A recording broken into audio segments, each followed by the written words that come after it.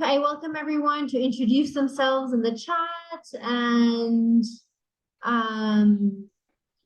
make sure you select everyone so that everybody can see you. Let us know where you're calling in from. Let us know where,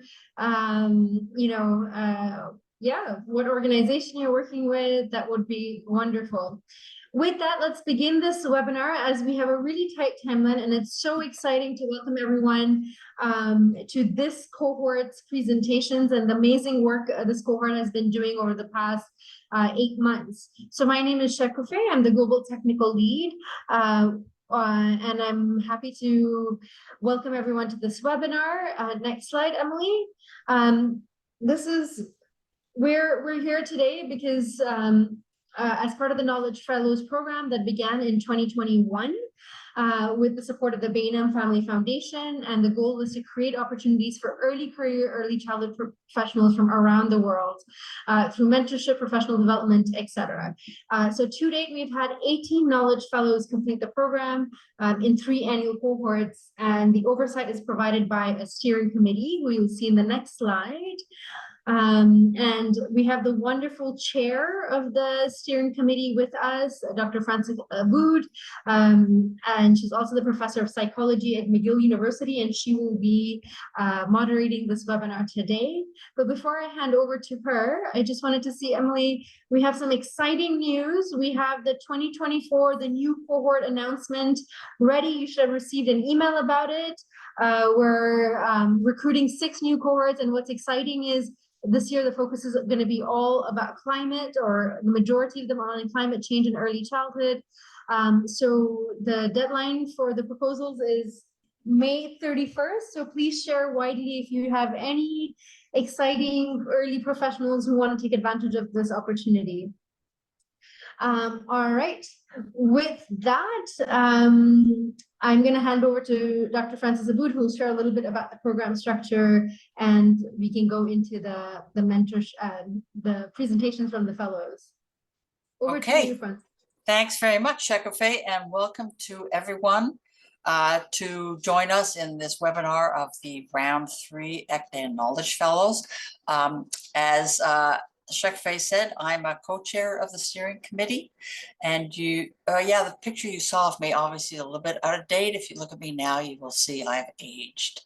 And anyway, I would like to continue to say that we welcome these 6 Knowledge Fellows who have worked very hard over the past 6 to 8 months.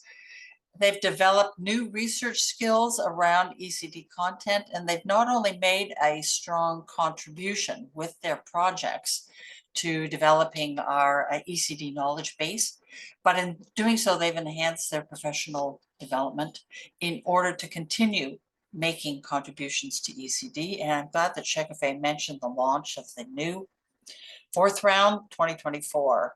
So please, yes, send in, inform other young people to send in their applications. So a little bit about this Knowledge Fellow program structure. We have 6 Knowledge Fellows per year from diverse locations across the globe. We make sure it's across the globe. Each fellow is paired with a seasoned ECD professional to act as a mentor.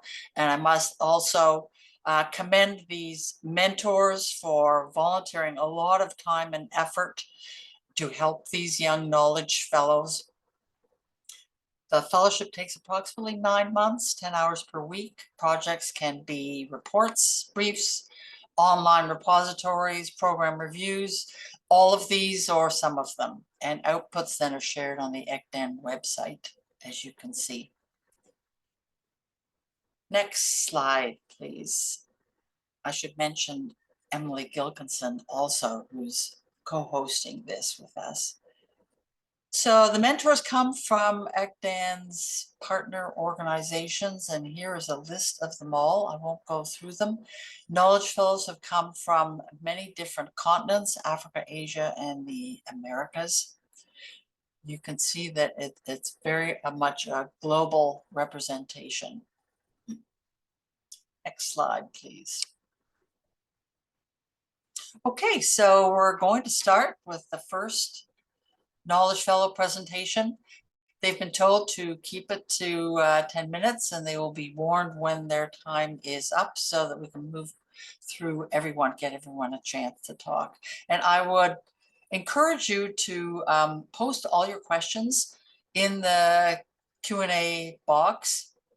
Yeah, Chekofei, is this on the chat?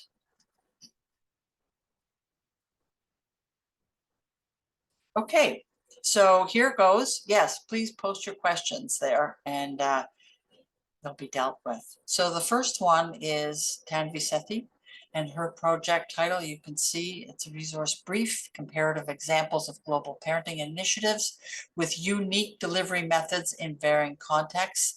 And you can see she's mentored by Sabine from WHO.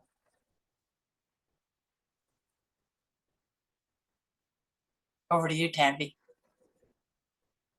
Great, we can see your slides. Thank you very much. Thank you. Hello, everyone, and thank you for your time and attention. I'm Tanvi, and I joined the fellowship last year with keen interest in exploring the ECDAN parenting track. As part of the fellowship project, I have now prepared a report and curated a database of comparative examples of global parenting programs based in diverse settings. Yes, you're reading that right. At least 250 million children below the age of 5 in low and middle income countries may actually not achieve their developmental potential. Recognizing the importance of nurturing caregivers and empowering them to provide responsive care is crucial for child and adolescent development. It is important to ensure that evidence-driven interventions are therefore accessible to supporting caregivers. This project addresses the global challenge of unequal opportunities and support systems for families, especially those at risk. Many children face adversities like poverty, conflict, inadequate healthcare, limited education, and abuse, hindering their development. Resource disparities lead to unequal outcomes, perpetuating cycles and cycles of disadvantage. Ultimately, the goal is to empower parents and families, aligning with SDG 4 to ensure that every child can thrive and reach their full potential. The project supports the global initiative to support parents, referred to as GISP throughout this presentation, by compiling diverse programs for vulnerable parents, caregivers, and families across the world. By clearly defining beneficiaries, the project ensures this curated resource effectively addresses their needs. This includes direct caregivers and the organizations that support them. The beneficiaries of this project are twofold. Firstly, caregivers and families, including parents and guardians, are the ultimate beneficiaries. These individuals are responsible for children at different stages of childhood who are living in adversity-affected regions. The goal is to support these caregivers by providing them with effective, adaptable programs that can meet their unique needs. Secondly, implementers and practitioners, such as organizations and individuals who work on the ground to support families, can also benefit from this database. They require access to a diverse range of family support programs that they can then adapt to their specific contexts, ensuring that their interventions are both relevant and impactful. So this project aims to curate a comprehensive repository for those supporting families with children on the ground. The methodology approach involves various considerations, which include the stakeholders involved and the available resources. My focus has been on an evidence-guided digital search and desk review to find valid sources and inspiration. Repository focus involves the various details necessary for the implementer to evaluate the relevance and suitability of the program before using it for their context. The outcome of this project, by collating resources to respond to parenting needs, is to potentially encourage collaboration and knowledge exchange between implementers, governments, NGOs, and other such stakeholders. This collaboration can facilitate the implementation of effective strategies for social and behavioral change, reducing inequalities, improving transitions from childhood to adulthood, and potentially enhancing human capital. This project identifies a significant gap: the lack of a comprehensive, accessible repository of family support programs that can be tailored to adverse contexts. These contexts include regions facing notable sociocultural and geographical challenges. Currently, practitioners lack a centralized resource offering adaptable interventions designed for maximum impact in these environments. Addressing this gap aims to create a valuable tool for supporting families in need. This project aims to curate a repository of family support programs for adverse contexts. It provides adaptable interventions to maximize impact and ensure relevance for families facing significant challenges. The methodology focused on identifying beneficiaries, and efforts from NGOs, philanthropies, and research institutions were also reviewed to ensure a diverse approach. We then generated a comprehensive list of keywords, including family support programs, trauma-informed care, ECD, parenting, and so on. This search was conducted across digital platforms, including Google Scholar, ERIC, PubMed, and such, as well as organizational websites and gray literature to identify adaptable programs. The selection aimed for broad representation across parenting intervention initiatives. We considered potential adaptability, beneficiaries, target age groups, organizing institutions, regional contexts, and available evidence to ensure programs can inspire and guide implementers. Shortlisted programs have been undergoing iterative review with peer and expert feedback from the ECDAN Secretariat, and that's the review process. In compiling parenting programs, the methodology focused on adversity-affected regional and cultural contexts to address unique support interventions. This approach helped pinpoint programs aligning with the pyramid model, which was inspired by the Nurturing Care framework. This model guides criteria development, emphasizing research-guided initiatives, cultural adaptivity, and effectiveness. Similar evidence-backed initiatives, particularly for low and middle-income countries, were also considered. Each approach offers value without outweighing the others, varying in implementation scope, costs, reach, and advantages. Intensive interventions cater to specific family needs with higher frequency engagement, perhaps at a higher cost. Targeted interventions are relevant for broader needs while maintaining scalability and cost effectiveness.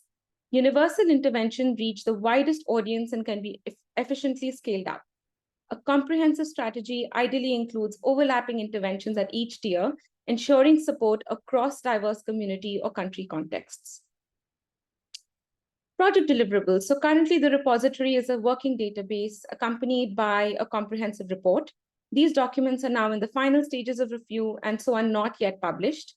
This data will soon be available on the GISP website with a user interactive experience, facilitating easy navigation to effectively utilize for research and implementation. Please stay tuned.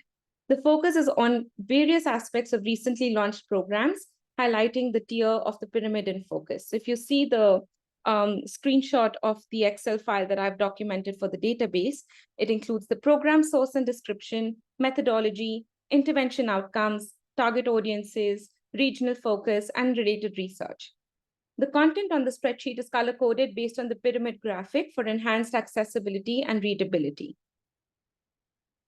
Creating and maintaining a solid database for way forward include being mindful of some key challenges, such as program diversity. So collating diverse parenting programs from varied cultural, socioeconomic, and geographical backgrounds poses a challenge due to their differing methodologies and their differing target audiences. Accessibility. Ensuring fair access, particularly in under-resourced areas or regions with restricted internet availability, is crucial and then can pose a significant challenge as well. Cultural sensitivity.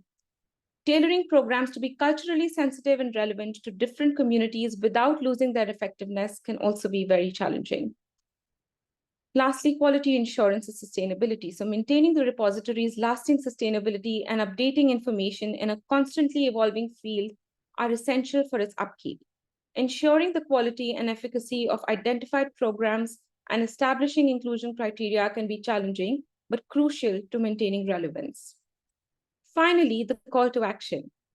Through this project, I have prepared a collection of adaptable programs across diverse contexts and delivery modalities. The primary aim of this is to make this repository publicly accessible, to inspire, connect, and empower implementers to eventually reach families of young children wherever they can. While the following falls beyond the scope of this project, it is essential to think of how implementers can best adopt and adapt after being provided the list of these programs. Collaborate with experts, stakeholders, and communities to ensure that the database addresses their needs and engages in continuous feedback loops for improvement. create easy-to-use interfaces, and explore various formats, could be online, could be offline, for wider and more effective accessibility across regions and technological demands. Implement mechanisms for ongoing evaluation and monitoring of the effectiveness of these programs and their impact on child development. Provide resources and training to support local communities in implementing and adapting the identified programs effectively. Develop a sustainability plan, including funding strategies, partnerships, and a clear roadmap for continuous updates and improvements. This report emphasizes the pressing need for collaborative efforts. It is essential for all stakeholders to advocate for and utilize these evidence-driven parenting programs, enabling adaptable strategies that can foster tangible and transformative change within communities on a global scale for maximum impact. Thank you so much. And thank you, Tanvi. That was really a wonderful presentation. Good timing on your part and a very useful contribution to ECD. I see lots of kudos and congratulations going up to you. Thank you again. Our second presentation is from Rahul Pethe, who is, his project is a curated review of scaled and transition to scale early childhood parenting programs. I've been mentoring him over the past few months.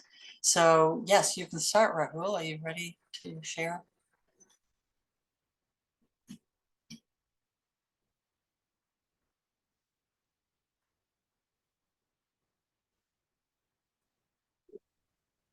Hello everyone. Thank you for the introduction, Francis. So my project is on curated review of scale and transition to scale ECD parenting program with an view of to providing the recommendations or the enabling parameters to the implementer while implementing or scaling a parenting programs. So as we all are aware that still 43% of the children under the 5 are not able to reach their development potential. And also, on the other hand, literature has been proven that the parenting programs targeting parents under children aged 3 years have been proven effective in improving the parenting practices and also children's overall development. And so there need to focus more on the parenting programs. Still, what is known is from the analysis of Prenia Felix, a Brazil parenting program, is that there is highlighted that there is a funding infrastructure essential for the implementing a program. Still, what less is known about what are the exact parameters or the barriers in scale and transition programs. So the objective of my project is to analyze and synthesize the already scaled and transition to scale parenting program in order to provide some recommendations and also the enabling parameters while implementing or scaling the ECD programs. The research questions I included in this study project are to identify the main features of parenting program that have been scaled or are in transition to scale. Also to identify the common barriers and facilitators which are hinder or facilitate the scaling of the programs, and also how certain programs have overcome these addresses, and also to identify the best practices and strategies which were identified from some program, and that can be helpful in guiding the implementation of the scale programs. Yeah, so operational definitions used in these projects are the scaling up definition is as per the expanded definition. We said that effort has been taken to improve the already tested health innovation to make it reach to more population and also to foster it also policy or program at government level. While the transition to scale is defined as the intentional process, it is carried out to take the program to a larger audience and also on the other hand aiming to integrate into government system. So this is the methodology I used in the project review, that the 13 programs were selected from the test review of all the selected parenting programs, and out of that, on the basis of the inclusion criteria, 30 programs were selected. From that, the data was extracted with depending on the various features such as workforce, their funding, their partners, and their age group, and a complete spreadsheet was prepared of the parenting programs. Then 2 case studies were identified based on the best practices they have adopted to enhance their scaling process in their context. And the 4 effort interviews were conducted to know the more insight about the scaling process and the challenges. Then the recommendation and the menu of options were provided based on the extracted information. So this is a snapshot of the 13 parenting program selected for the in this project area wise. So yeah, coming to the finding now, the 13 parenting programs were divided into two categories based on their approaches, like bottom-up approach and the top-down approach. And then a comparative analysis were done on this 13 program. Then what I found out was that both there were some similarities and differences between both the approaches.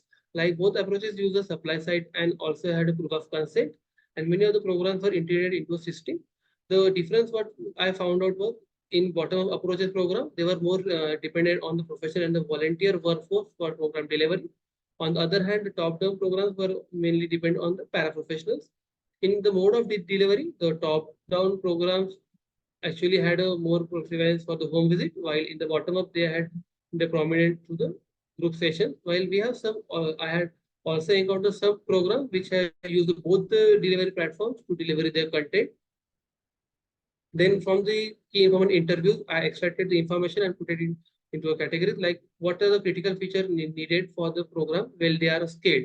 So quality assurance, supervision, and funding and effectiveness are should be maintained to make the program more sustained over longer run.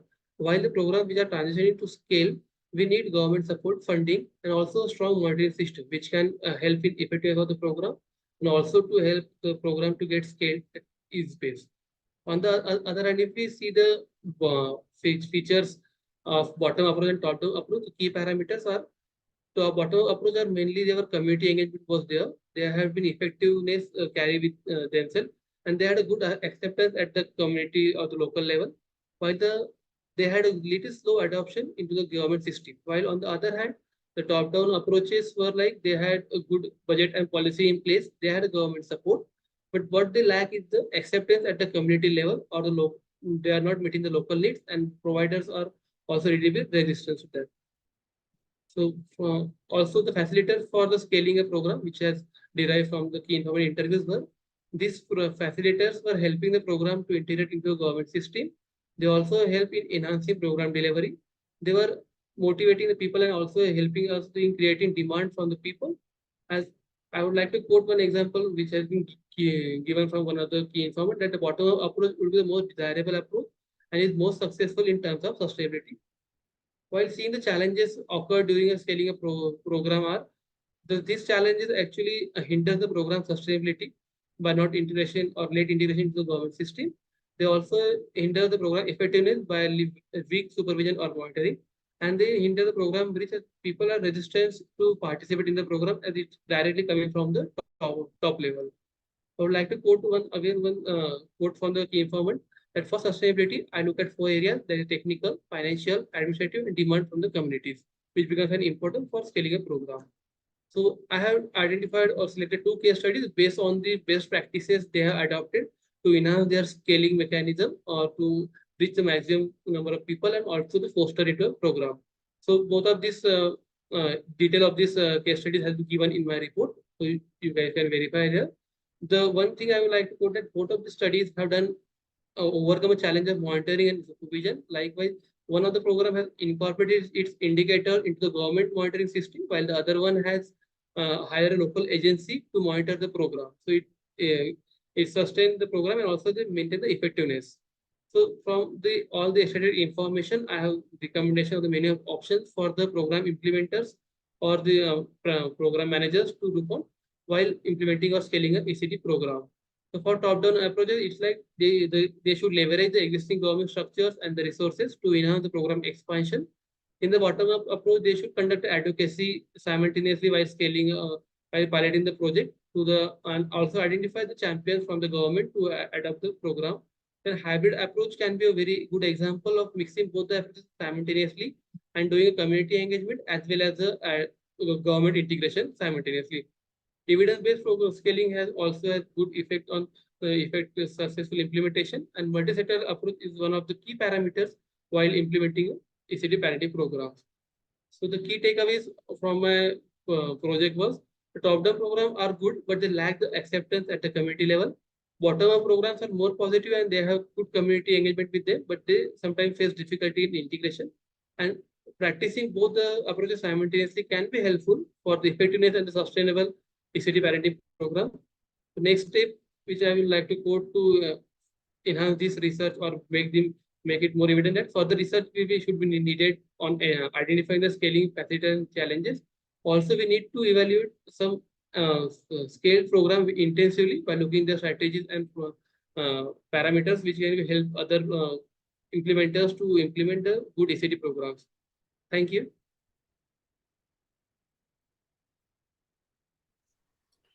Thank you very much, Rahul. A very nice presentation. Okay, so yes, I want to remind people, if you have questions to put to these knowledge fellows, please put them in the chat. It's important for them to learn how to benefit from your expertise and experience. So the next presentation is Noélie Amon-Koti, and her project is a review of existing parenting programs in Africa to assess responsiveness to adolescent parents' needs. She's mentored by Tamsin Rochette. You can start sharing your screen now, Noélie.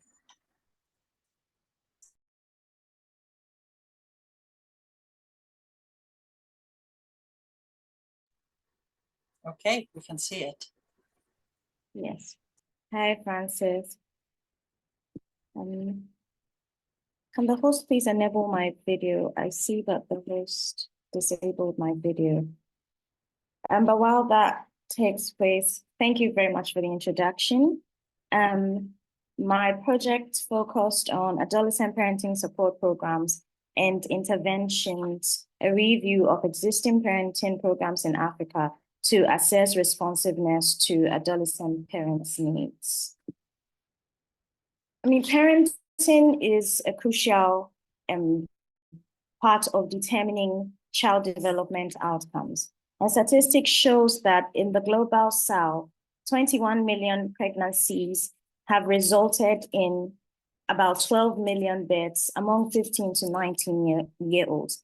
And in Africa, 106 adolescent births per 1,000 population, which suggests a crisis and a need for this area to be studied and to be looked into.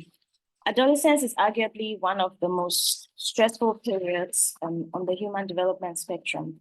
And so considering their developmental task and their capacities at that age, they should not be left to parent without support. So the objective of this project is to review existing support programs and interventions to see how they can meet adolescent parents' needs.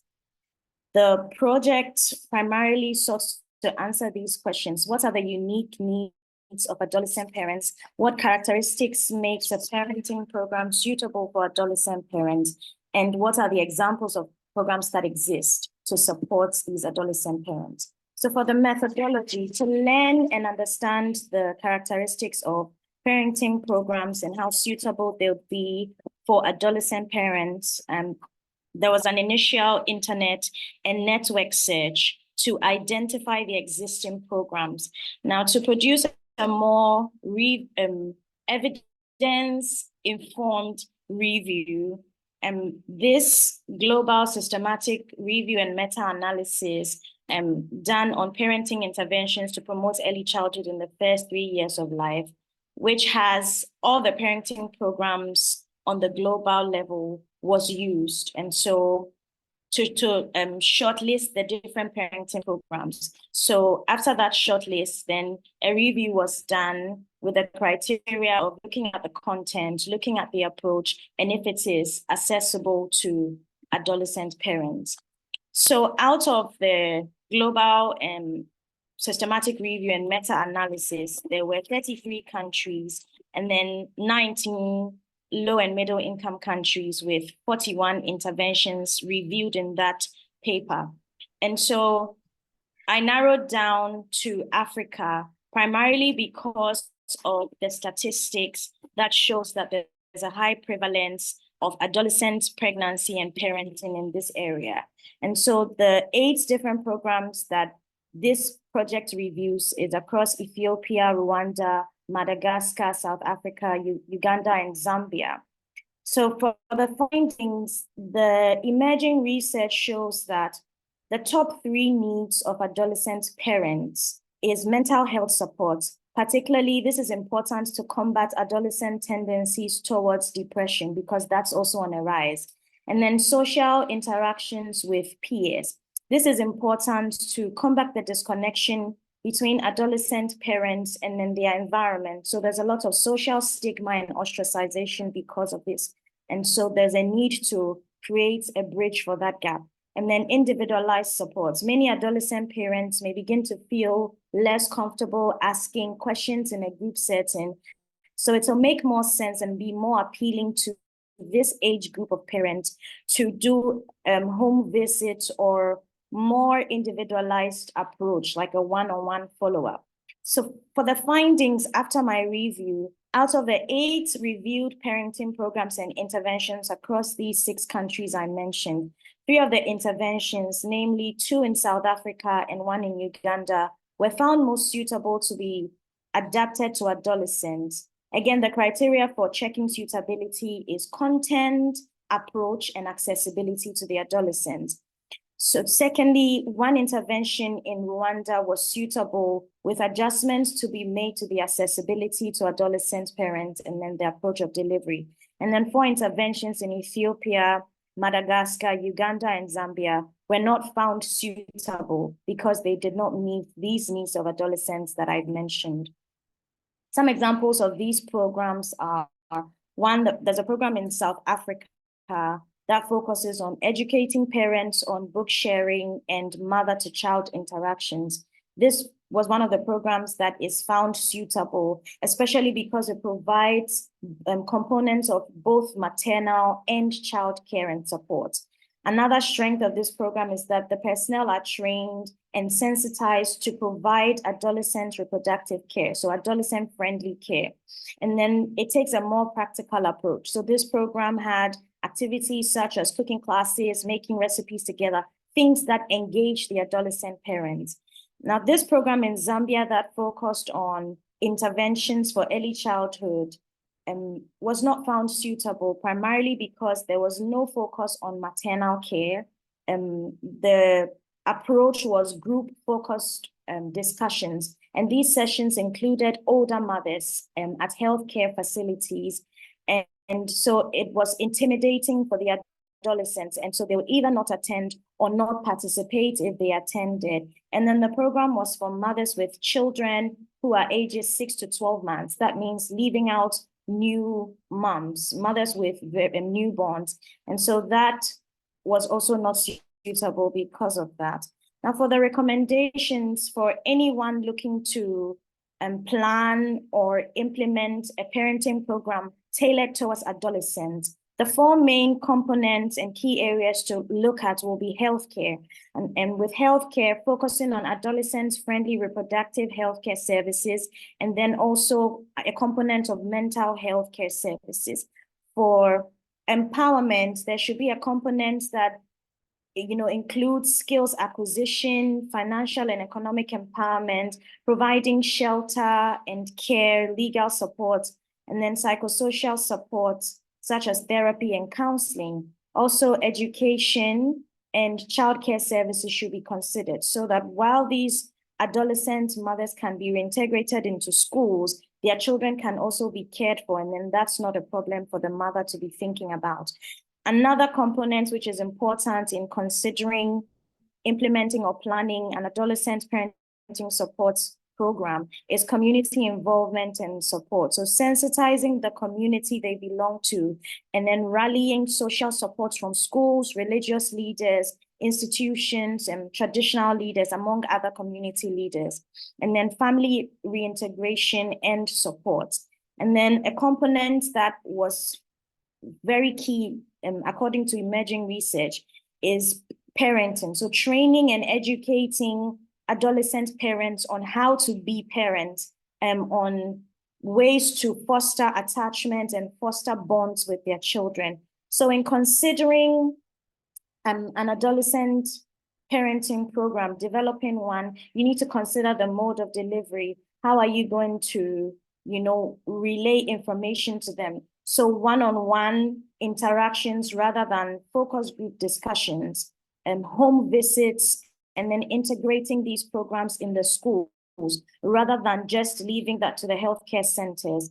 And then the target intervention, the mother, the child, and the family should all be a focus. So parenting programs should not just look at how do we support the child, but also how do we support the mother while supporting the child and then involving the whole family. And then the implementers should be sensitized to the needs of adolescents. And like I said before, the component should encompass both maternal care and childcare as well. Thank you very much. Thank you very much, Noeli. A very nice presentation and much needed information on pregnant women and young mothers. So our next presentation is from Rashid, and he's going to be talking about lessons learned from reflective practitioners in the humanitarian crisis setting in Bangladesh, Cox's Bazar. He is mentored by Tina Hyder. Rashid, I'll pass it over to you. Would you like to share your slides now?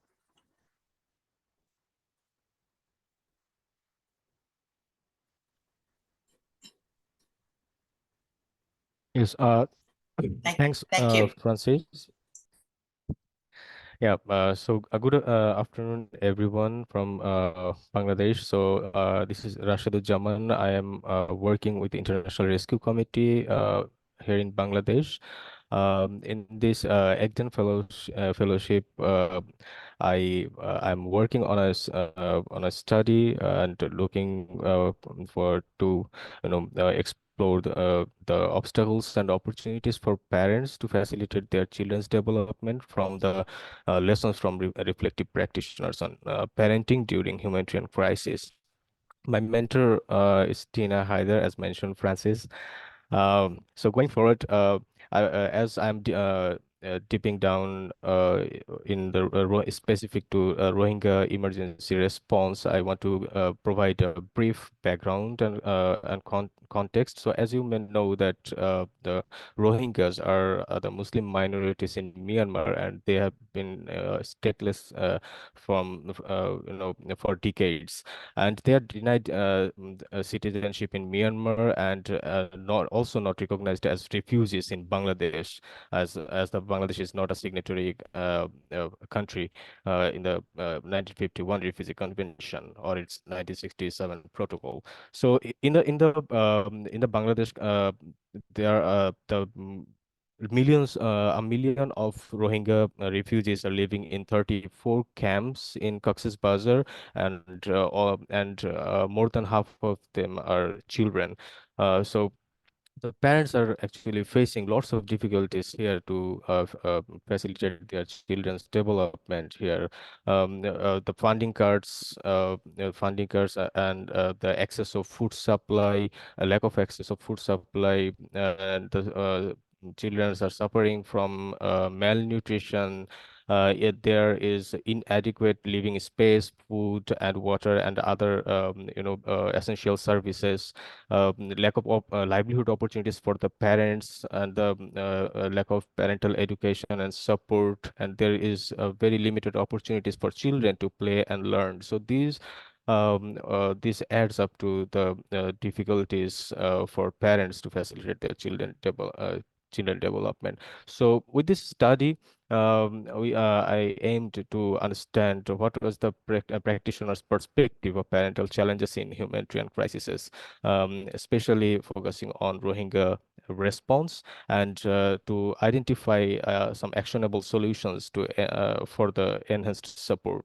And for that, I tried to find out 3 study questions that what are the unique challenges faced by parents in the Rohingya camps, and how can the support systems can be enhanced to improve the development of children in the Rohingya camps, and how can the recommendations of the professionals from the basis of future advocacy efforts to ensure sustainable support for parents and caregivers.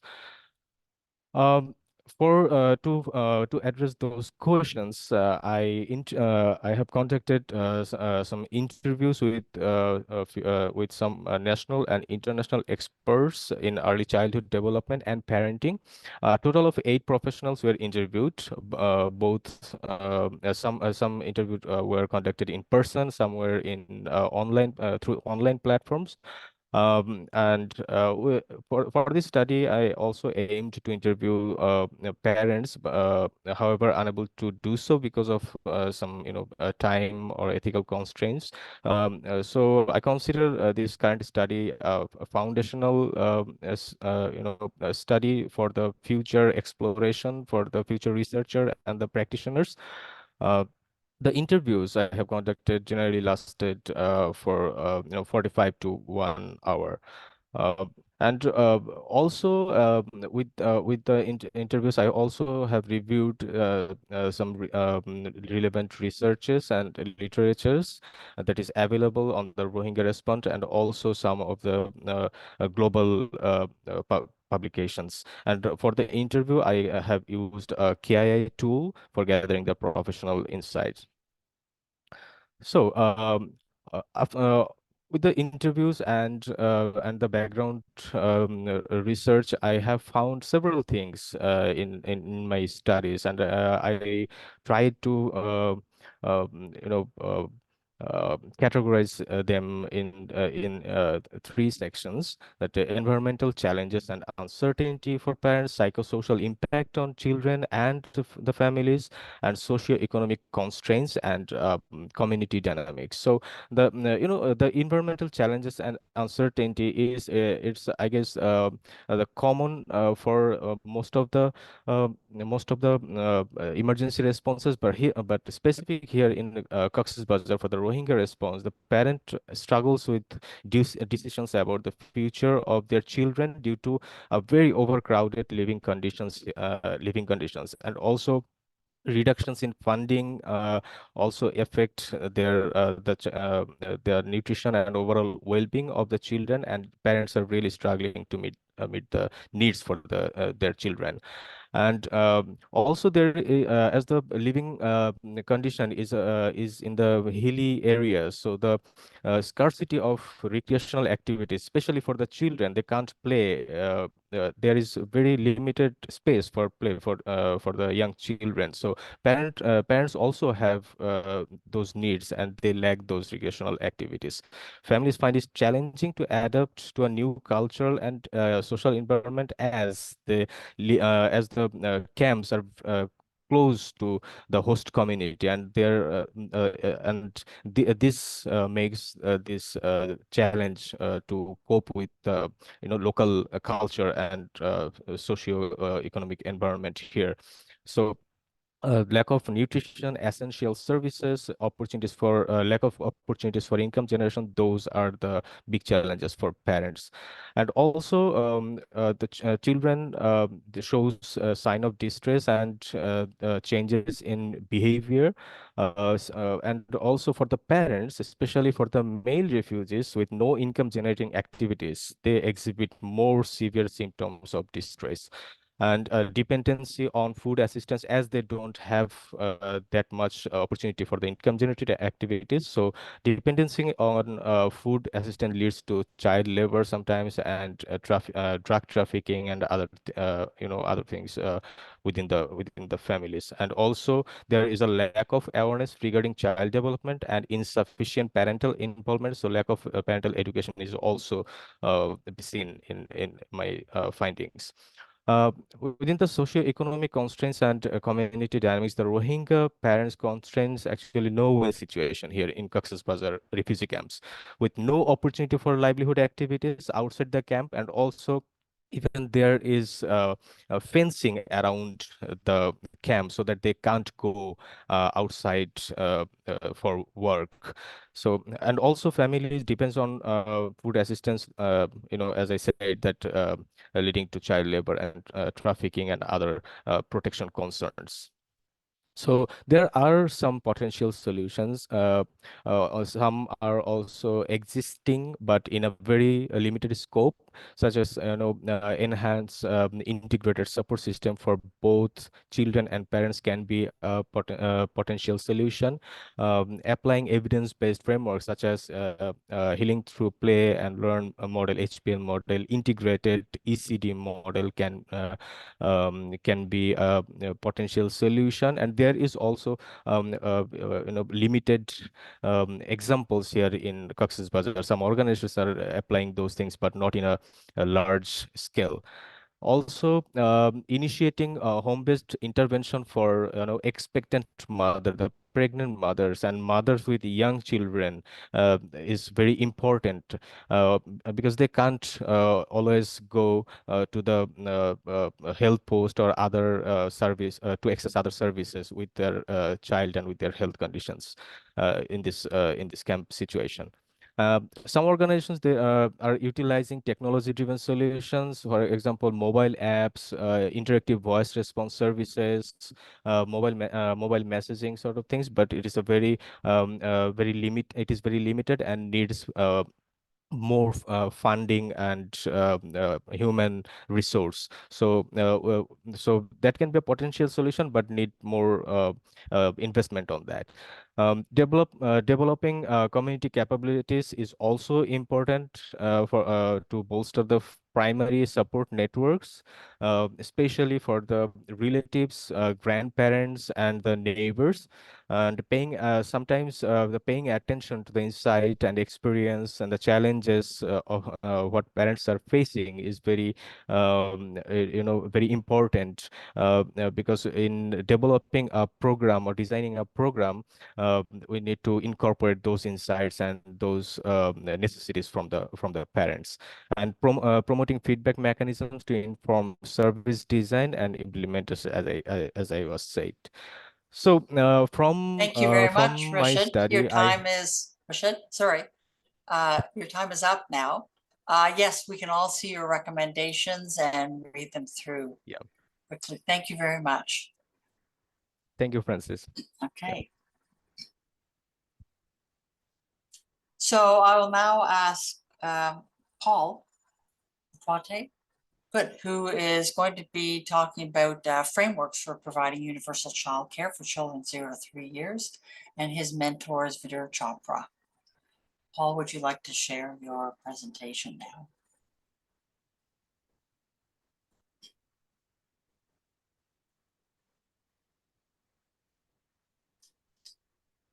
Thank you, Francis. Thank you, everyone. My name is Paul Otwate. I'm from Kenya, as has been introduced. I've been looking at the access to childcare under children under 3 years old. So my outline for this project basically has 3 major components or parts. In the preliminary, I have categorized background, objectives, the research questions, methodology. In the findings, I have been able to find out or establish 5 major parts that I've talked about, or arguments to base on access to childcare for 0 to 3 years old. And then in the third part, provide some policy reflections and options. In the background, you realize that currently there is a very global demand for childcare, with over 350 million children globally in need of childcare. However, there is a lot of inaccess. These children are not able to access the childcare, quality childcare. And a lot of evidence, documented evidence, has really come up recently that in each dollar that is invested in closing the childcare gap in the current economy, it can really result into the over $3 in the growing economy. And this is a very essential finding for us to focus on. There's also a limited documented evidence about what quality of childcare children under 3 should have. And this is an area that was very interesting to carry out this work. However, the very significant point to note is about expanded childcare provisions. Yeah, there is actually inadequate evidence about this. How can policymakers, how can local advocates, how can the childcare providers and all the stakeholders, private sectors provide this within the framework of under 3 years old? My objective is about to develop a strong evidence case for stakeholders. These stakeholders comprise of government entities, private sectors, care providers, on how they can be able to understand why to really invest in childcare for under 3 years. I have 3 research questions, one of them being what evidence exists about the benefits of childcare, and what are the most compelling arguments that these stakeholders, especially the policymakers and the local advocates, what should they really base on when they're advocating for quality childcare? And then what can the policymakers and the stakeholders do differently now that this is a very compelling point of discussion? My methodology has around 4 stages. In the first stage, you realize I had to do a mapping of existing care frameworks. Over 34 care frameworks have been reviewed in this work. And in stage 2, I was able to really do a rapid synthesis of each of the framework and be able to locate the base or the argument point for each of these. In the third stage, it's about developing the option expanded conceptual framework for 0 to 3 years old. And in the final stage, I'm very excited to share today part of the findings that I've been able to document, but more importantly, also the lessons and the reflections for policymakers going forward. In my current findings, as you can see, the more detailed information will be provided within the ECDAN's website, and you can be able to read broadly. I was able to really come up with 5 arguments on why childcare should be provided for under 3, and one of them is improving the child well-being. This has really indicated that there is improved cognitive outcomes, better nutrition, and even integrated services when children between 0 to 3 can access quality childcare.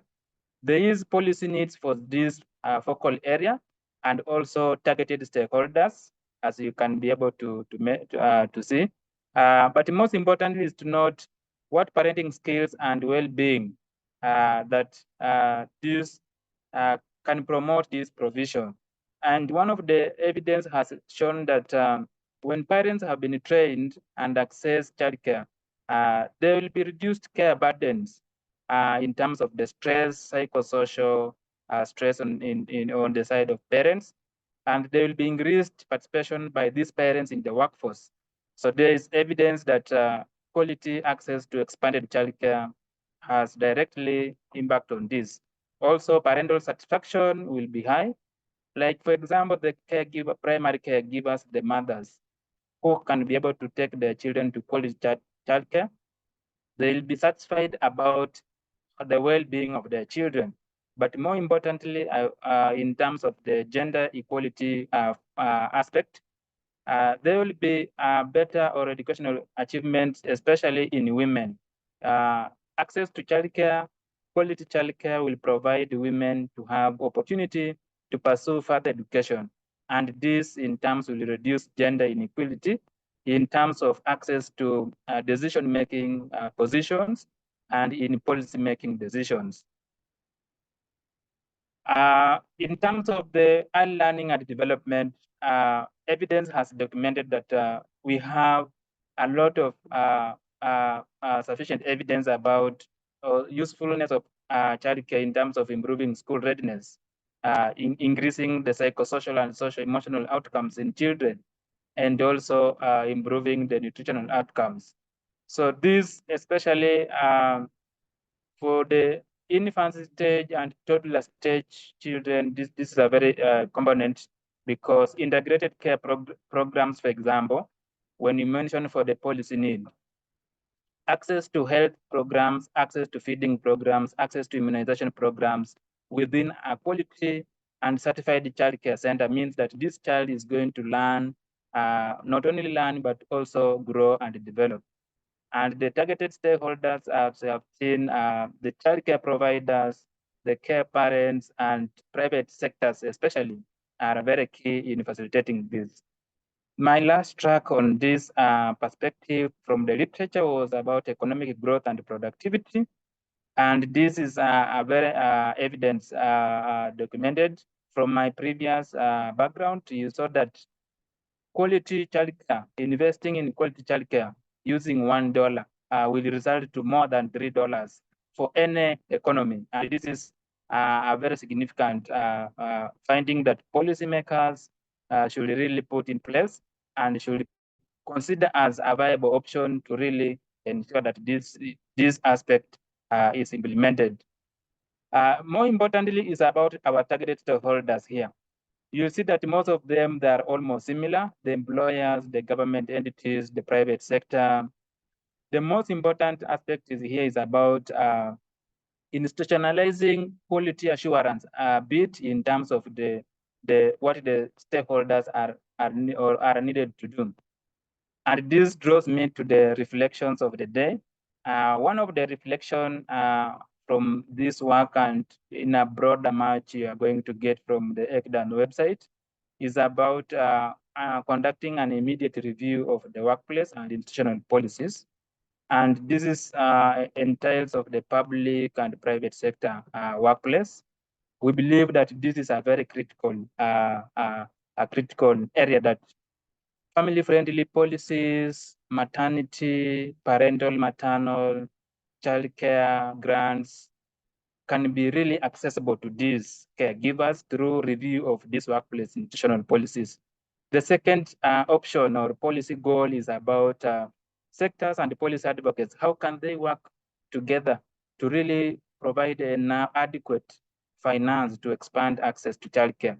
That when a caregiver is receiving immunization services, is receiving feeding program and parenting services at home or at the daycare center, this parent is able also to benefit in terms of providing or promoting quality care through the available childcare resource. And the third one is about promoting quality but low cost childcare. This is very important for the vulnerable families. Currently, we have climate change as part of crisis that is pushing most families to become vulnerable. How can access to childcare promote this? How can the policymakers and local advocates enhance this to ensure that these families that are pushed to marginalization status, they can access quality care? And finally, it's about strengthening the care systems through establishing robust quality assurance system. This was a very interesting finding in my work, because most of the current care frameworks that exist do not have frameworks for quality assurance. And you find that this can really lead children into even more vulnerable status than helping children to thrive and get optimal care. And this is a point that I felt I could share with you, policymakers and local advocates, to reflect on. Thank you very much, and I welcome you to visit the ECDAN website when this work is up and down for more information. Thank you. Thank you. Thank you, Paul. So now we'll hear from Duong who, there she is, good. It's a recommendation for how the right to free early childhood education can be realized in Vietnam. She's mentored by Ho Nic Yem. And I will ask you now to start your slides, Duong.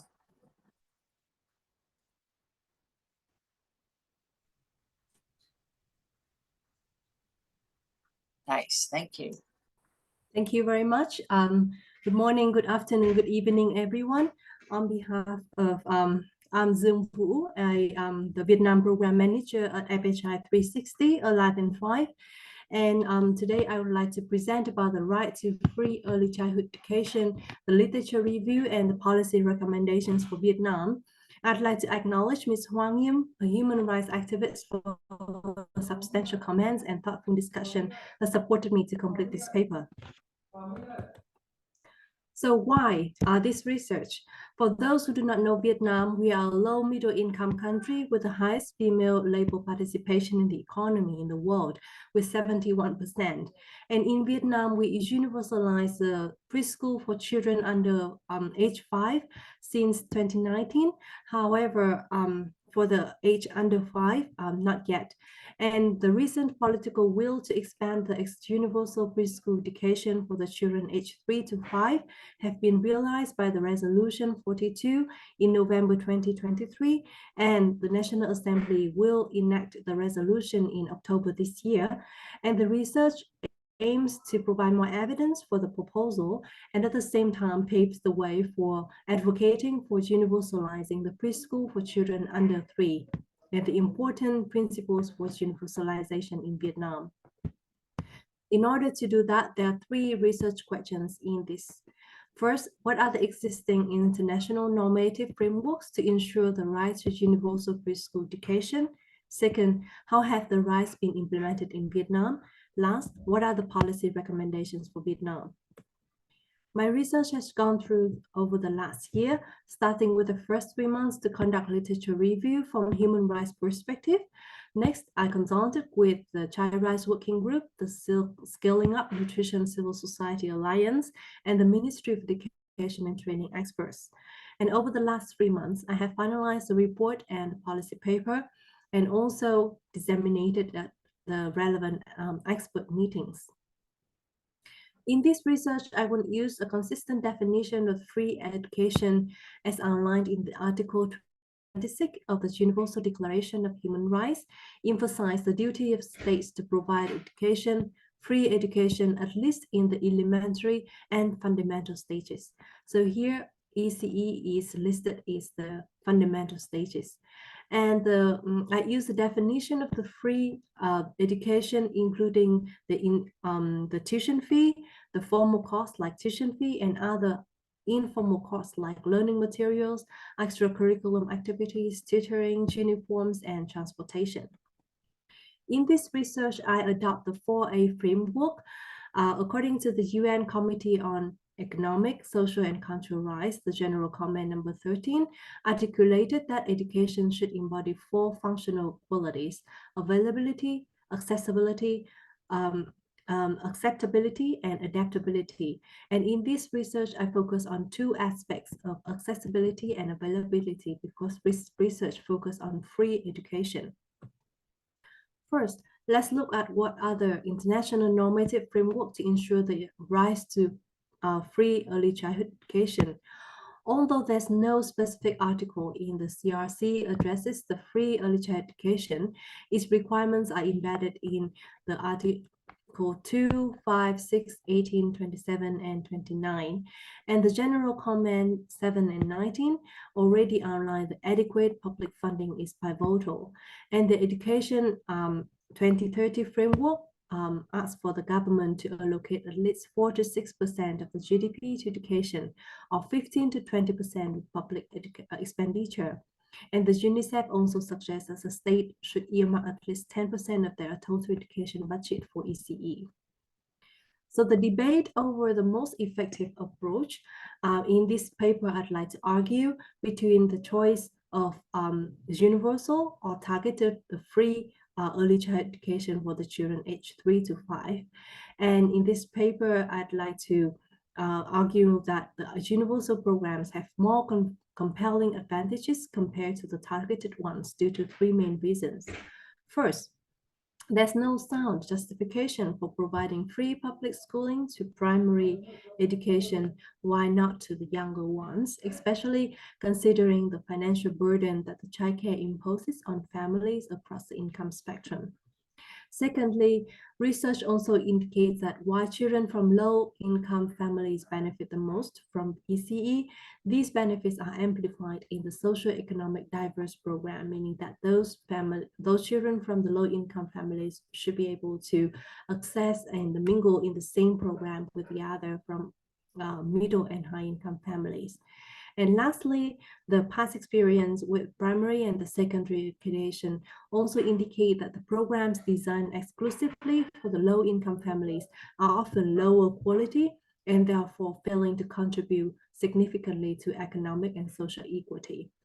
So although I also understand that the establishment of a large-scale and high-quality program is quite complex, and therefore I recommend a phased development of a universal program with the understanding that the initial stages may not achieve the high quality uniformly.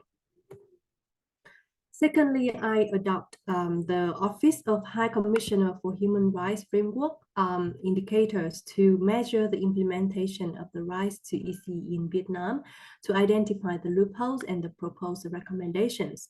There are 3 sets of indicators: structure, process, and outcome. So first, structure indicators will look at how the policies in Vietnam have been established and whether the necessary framework have been in place. We can see that in Vietnam, the Constitution, the Children Law, the Education Law already recognize education for all, but not yet preschool. And the Resolution 42 included the goal for progressive introduction of preschool. Regarding the process indicators, we measure how effectively these necessary actions are being carried out to provide the high quality education. In my monitoring, in my evaluation, I see that no routine monitoring data has been provided. And also in Vietnam, the Decree 105 mandates a tuition waiver and support for children socio-economically challenging areas, including those from the impoverished households or children with disabilities. It means that in Vietnam, we still follow the targeted free early childhood education program for the children, not the universal one. And that is the reason why when we look at the outcome indicators, we can see that Vietnam achieved the goal for universal access to education for the 5-year-old children, reaching the impressive 99%. However, the enrollment rate of those under 5 is very low, only 28%, and especially no disaggregated data on the enrollment of the children under age 3 to 0.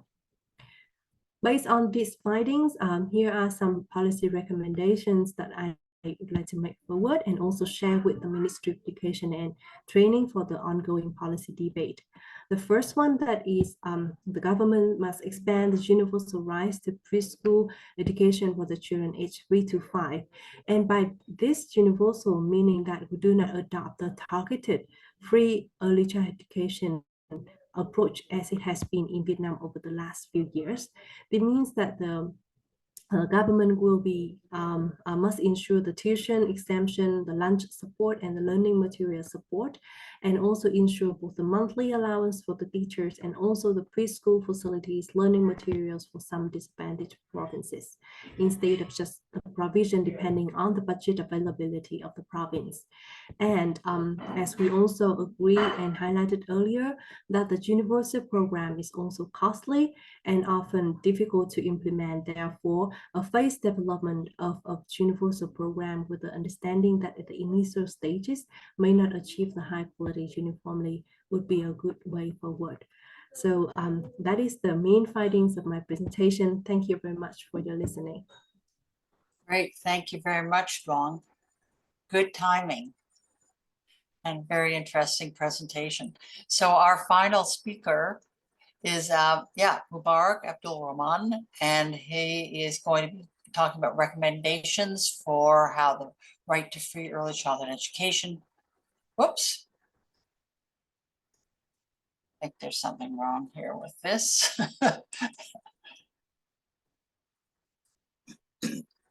Okay, fine, let's go ahead. Mubarak, good. Got the right one. Thank you. You're Yeah, welcome thank to you very start. much. Yeah. Okay. Thank you very much. I'm Mubarak Abdurrahman from Ghana. And then my project focused on building a repository of system thinking approaches and tools that can be used to achieve early childhood development outcomes at scale. As emphasized and established by previous presenters, we will all agree that there is that kind of interconnectedness as far as system thinking is concerned. And then to improve the global ECD agenda, there's a need for us to bring all elements together to have this achieved at the end of the day. My colleagues have presented on mentioned policy recommendation on child health.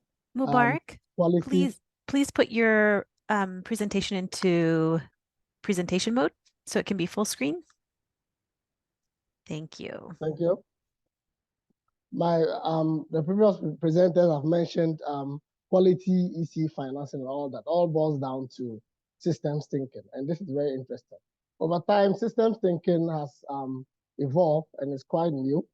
However, the ECD systems are currently faced or rocked by a lot of challenges, especially in developing countries, where we don't have that robust systems to check these development or the development and then the milestones of children. Unfortunately, there's still a fragmented governance and limited understanding of the elements and even the applicability of the approaches within the ECD subsector. What we are expected to do as practitioners and policymakers is to adopt effective strategies that are essential in ensuring the sustainability and the scale of ECD intervention. These are some operational definitions that exist within the systems thinking space. A system can be defined as a group of interacting, interrelated, and interdependent elements forming to complex a unified whole. Another key term is a complex system, which could be described as a densely connected web of interacting parts, each acting in unpredictable ways, as the action of one part changes the context of the other. Systems thinking is a discipline for addressing complex issues, but it emphasizes on the whole rather than the isolated element, and more importantly, highlights the role of interconnection and the relationships, because it requires a lot of elements to ensure that the interaction within the system works well. Applied system thinking is another key term where it's clearly defined as using a range of methods and tools from multiple disciplines to better understand and intervene in a complex system as ECD. The objectives of this project was to review system thinking approaches and tools that could be applicable in the field of ECD, and more importantly, to establish a compendium where to serve as a reference for ECD practitioners and policymakers. It seeks to address this question of what systems thinking or approaches exist and how could that be replicated in different contexts. This methodology was adopted. A DEX review was conducted, and in doing that, it was done in two ways: a DEX review and an exploratory expert review.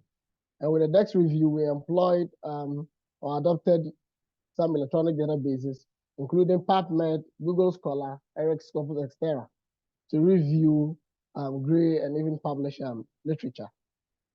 The approaches are so many, and so it was categorized under 5 themes.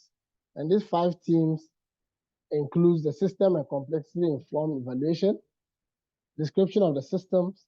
Another category was facilitating complex systems change, measuring system change, and adaptive learning. So all these approaches that were identified, in all 55 system thinking approaches and tools were identified and categorized under these categories. It is important to add that these approaches we reviewed emanated from areas such as economics, health, climate change, education, and even agriculture. And then, as established earlier, the aim is to see how best we could replicate these tools in the field of ECD. Yes. A detailed description has been given under each tool, and then more importantly, the authors of the approaches are also included and will be uploaded on the ECDAN website. This is a tool that can be used for the framework that can be used to have effective system thinking within the ECD space. The outcome, as we've all established and other presenters have established, is to have children and families thrive. Yes, and then other presenters have mentioned the nurturing care framework with borders on early learning experiences, with borders on health, and even family support. All these elements are important in improving or in ensuring that children thrive. However, there is this wider environment or maybe policy environment that should be available or accessible to ensure that this outcome is achieved. And one includes the definition, we are having a definite definition and coordinating leadership, also financing strategically, enhancing that we align our standards with the global standards, also ensuring we have a supportive environment that supports strategies, ensuring accountability because we are talking about the involvement of key stakeholders. So accountability is key, and even recruiting and engaging key stakeholders as this requires some kind of concerted effort. From our findings, we, like I established earlier, 55 approaches and tools were reviewed, and these are some of the tools that have been categorized under themes. In every project, we definitely have some limitations. Among them is the scarcity of resources on applicability of system thinking tools. It was also quite challenging identifying system thinking aspects for expert interviews. And then also lack of control over data quality because there are a lot of resources online that you could not tell how quality the data was. Potential bias with some of the sources. And then we face some challenges with regards to outdated information. We could not tell whether the information was up or even up to date. More importantly, there was influx of terminologies and concepts.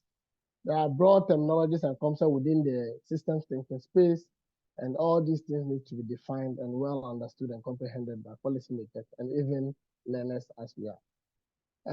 Finally, I had also difficulty in categorizing thinking tools and approaches as this is quite on the wall. There is cognizance of the inherent challenges as presented, as submitted by previous presenters within the ECD ecosystem. And so a repository of this nature is important for policymakers and practitioners.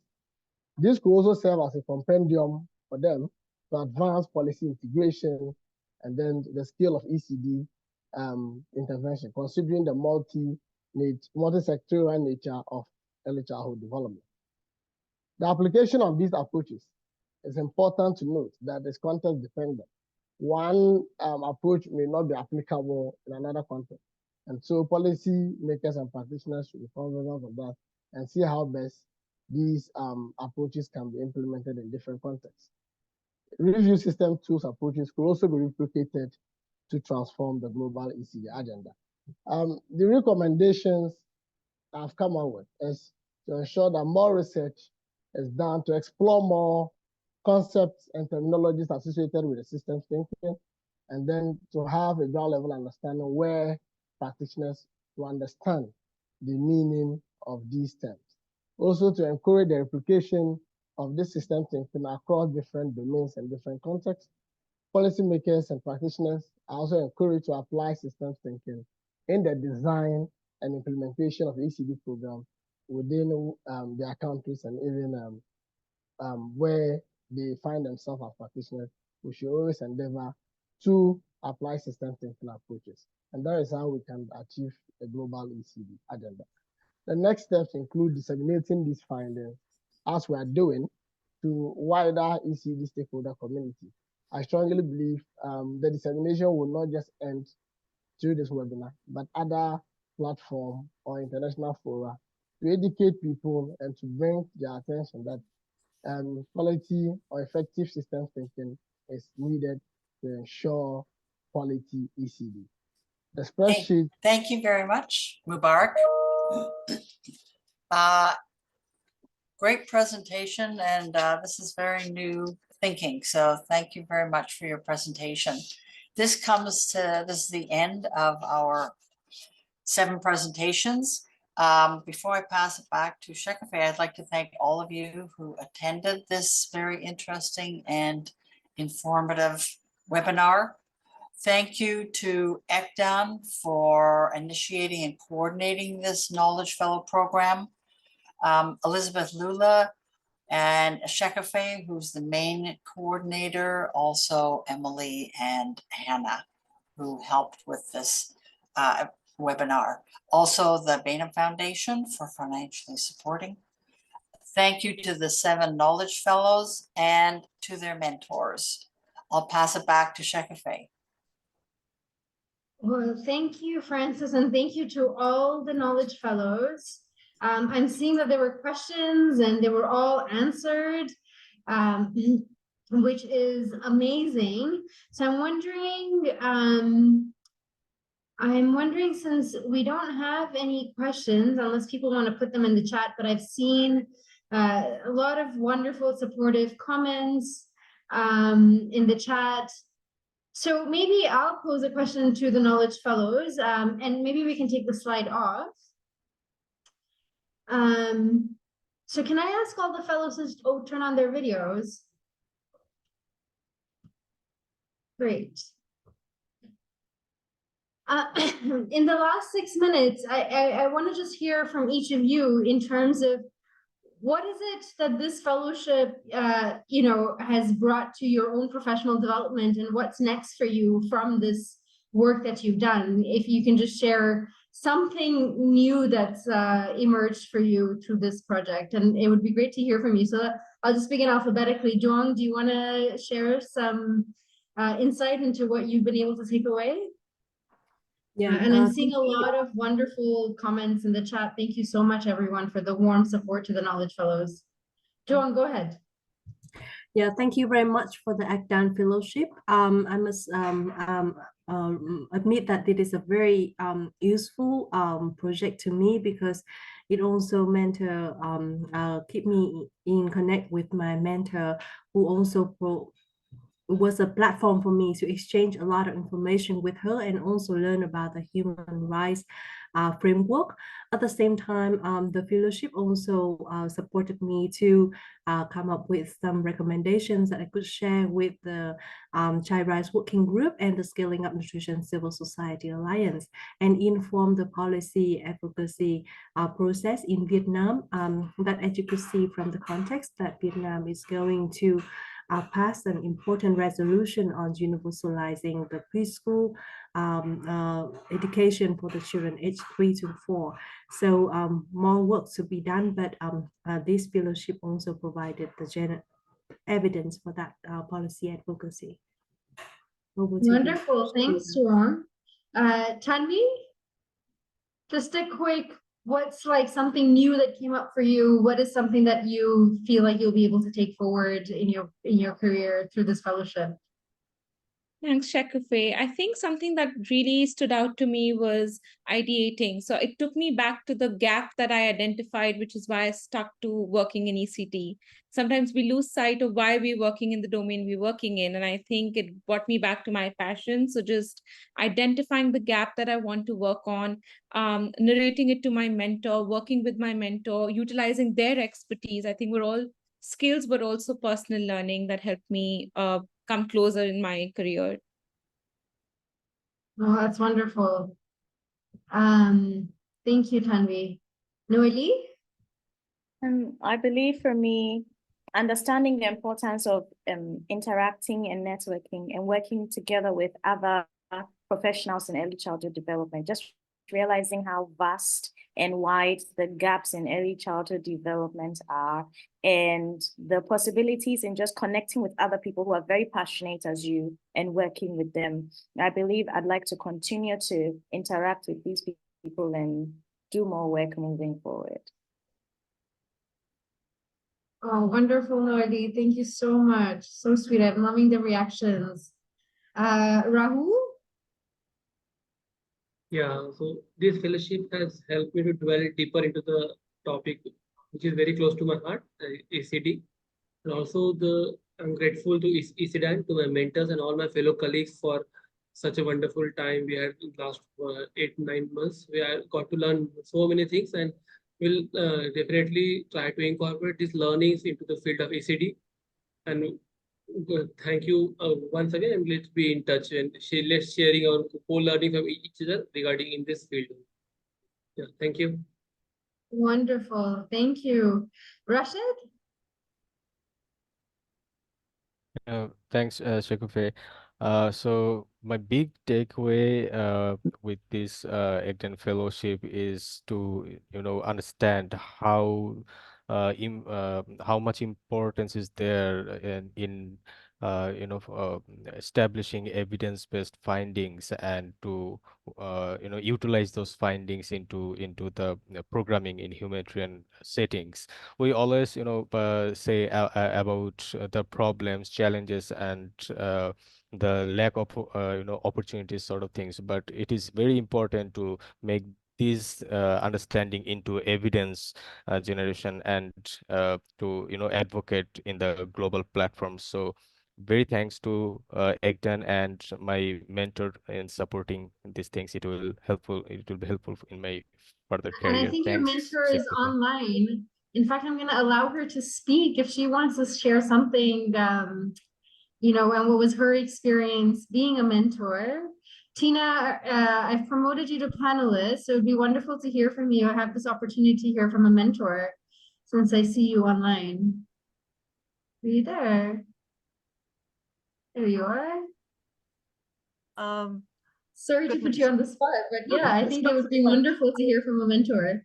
But just to say, it was a real pleasure working with Rashid, and I think as a mentor, one can, and I think many of us have been in the field, and we now perhaps are less connected with real issues. It was a real pleasure thinking about how we apply evidence in practice and the reality of what's happening on the ground compared with policies and the theories that we have about how things should be on the ground. I was also struck by the incredible diversity and richness of everything I've heard today. And I think what an amazing group of people. You've done an extraordinary job, ECDAN, and I can see future leaders in front of us. So a real pleasure to be part of it. Thank you. And Frances, she's not only the chair of our steering committee, but she was also a mentor. And Frances, I don't know if you have any reflections as a mentor. Yes, I mean, as a professor, I absolutely love mentoring people in this stage of their career, where they are really trying hard to develop some new skills, both in terms of research, but also in terms of presentation. And I just love to see the growth of young people as they learn these new skills. And I know Shekufe and Emily, you really worked hard to improve the presentation style, which is something I lack. So this was great today. Thank you to all of you. So we still have Mubarak. Let's hear from Mubarak and Paul. Mubarak, go ahead. Yeah, so I think there has been an opportunity for me to learn. Imagine a young man like me able to review 55 system thinking approaches. Initially, I didn't know this. I think this fellowship has given me that kind of experience. I've been able to also learn how to manage my time. It's surprising to mention this because you're expected to have to deliver some kind of output within a certain time frame. And so it has contributed to my time management skills. It has also sharpened my research skills as a young person. More importantly, it has added up to it's a powerful part of my network. I have a lot of fine brains here. We share a lot on a common platform. And I think moving forward, I always want to be part of the ECDAN family and a platform like this. Thank you. Thanks, Mubarak. And I know we're 2 minutes over time, so we need to wrap it up. Paul, quickly, you get the last word. Okay, thank you. Thank you, Shekufe. For me, one thing I've learned is about, accept to be mentored, then you can really make a step in your life. Second thing is the kind of matching that ECDAN had with my topic, the work that ECDAN is doing, advancing the nurturing care framework in its work. It was really exciting for me to really dive into childcare and really see that this is the critical part, that when we change the beginning of the story, then indeed the child and in the adulthood, we shall have a very unique, different story. And that is the part I liked, but more importantly, networking with like-minded colleagues and getting a lot of insights. Do this the right approach from my mentor, Dr. Vidur, and also my secretariat. So it has been a very fascinating time that I'll not forget. Thank you, and I wish all the best to the new cohort that will be coming in. Wonderful. Congratulations to all the Knowledge Fellows, and thank you to all the mentors and the members of the steering committee. And a big thank you to the ECDAN team, Emily and Hannah. This wouldn't happen without your incredible support, and also our communications team, Carol and Catherine, for getting all the advertisements out. But thank you to the global early childhood community for coming out and supporting yet another cohort of fellows. So thank you again. Congratulations to all the fellows. And we have the new cohort being launched. So if you know lovely, bright, early career professionals, they don't have to be young, just early in their careers. And a big thank you to the Bainham Family Foundation. And we're seeing some great comments that everybody can't see because they're being shared to the host and panelists. But really, thank you so much for the warm support to all the fellows. Thanks, everyone. Wishing everyone a wonderful day, evening, night, morning, wherever you are.